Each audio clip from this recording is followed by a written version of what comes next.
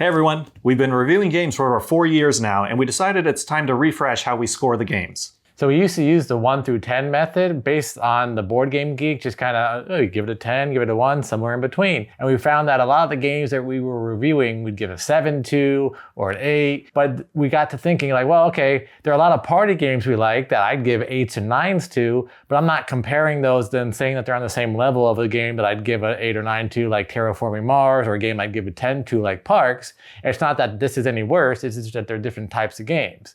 So we decided to come up with a different way of scoring the games. Sometimes when I'm thinking about it, sometimes it's on the fly, right? I see the artwork, we're talking about things, I'm remembering what I played in the past, so it's just like, oh, okay, I'm feeling this score. And then later discussion or comments when we're reviewing, it's like, oh, did you know that you're basically saying this? And I'm like, oh, I didn't mean that at all. Like I thought this was like good. It's like, well, then you should have said this. Like, oh, okay, maybe, like maybe we need another way.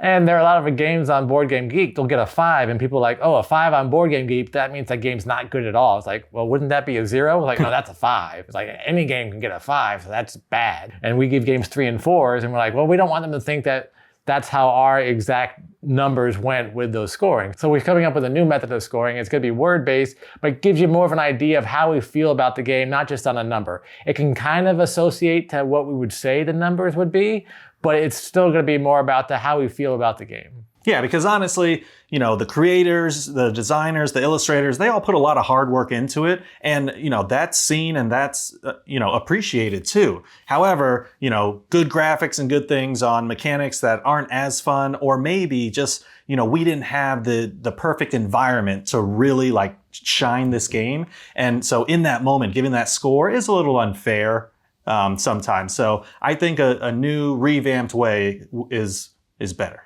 I also think that a number system doesn't really give you the subjective approach. There are a lot of games I could be like, you know what? That game, that's a 9 level game, but I don't ever want to play it again. Like, I understand it's a great game. I can understand the design. I can understand why people like it. I can understand why people think it's the greatest game ever. It's just not for me. So I'd be like, yeah, I could give that a game of 9. I do think it's a great game, but I'm probably not going to keep it. I don't want to play it again, all these kind of things. So this is just a little bit more of a subjective way so you can kind of get our opinion of how we're rating a game, rather than us trying to go in line with what the Board Game Geek scale kind of says, and you trying to figure out, well, what do they mean by giving it a 7? Does that mean that it's a good 7 or it's bad 7? Like, where is it on that 7 spectrum? Yeah, and like you said earlier, this 7 party game is better than this like crunchy, all these pieces, like they're saying that's better. It's like, no, hold on. Like, hear us out. So our new scoring rubric is going to have 5 options that we're going to have, and they can kind of go with the numbers if you want to think about it, like 0 and 1, 2 and 3, 4 and 5, 6 and 7, and then 8 and above. And if we really like a game, we'll really say, like, normally we'd give this game like a perfect 10. But for the most part, it's going to start off with,